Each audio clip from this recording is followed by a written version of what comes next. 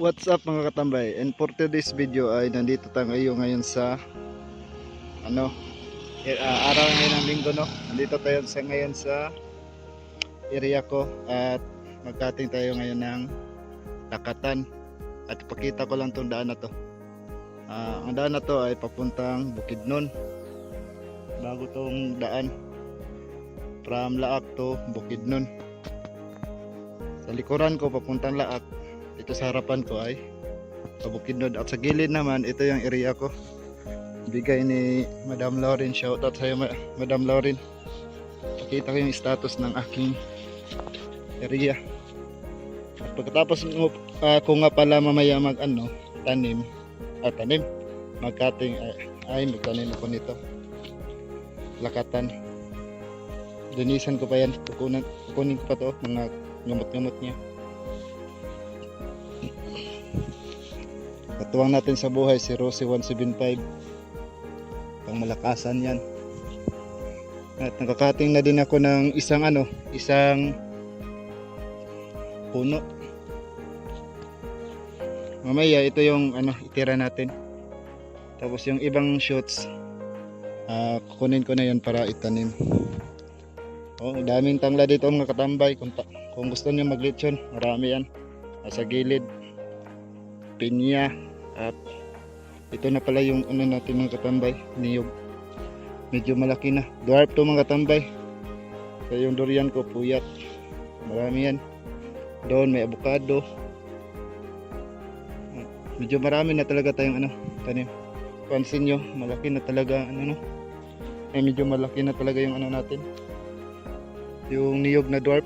Mga 3 years na siguro magdala na ito ng bunga. At tara, mag-harvest tayo doon.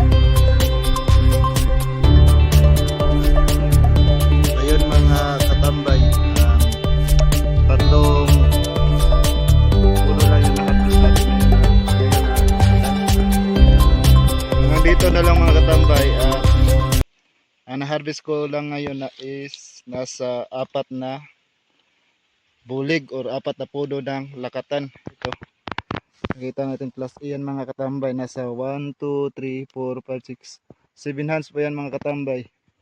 Siguro nasa 1K pa rin to, estimate lang natin. At yun, ang mga shoots niya kukunin na naman natin yan para itanim. At ito na yung harvest natin ngayon mga katambay. Nadagdagan lang ng 3 yung 4 natin na harvest kanina. Mamaya ay ipakita ko yung kung magkano ang ating kita dito. Ayan mga katambay ay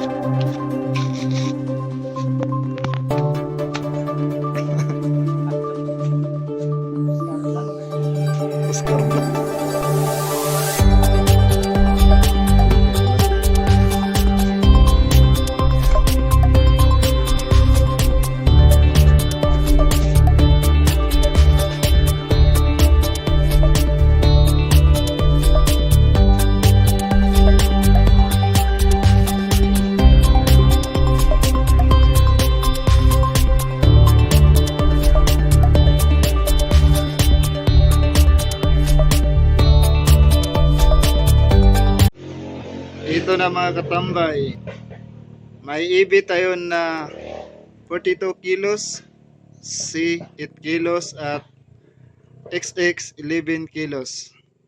At kumikita tayo ngayong linggo ng 2,236. We just imagine mga katambay, no?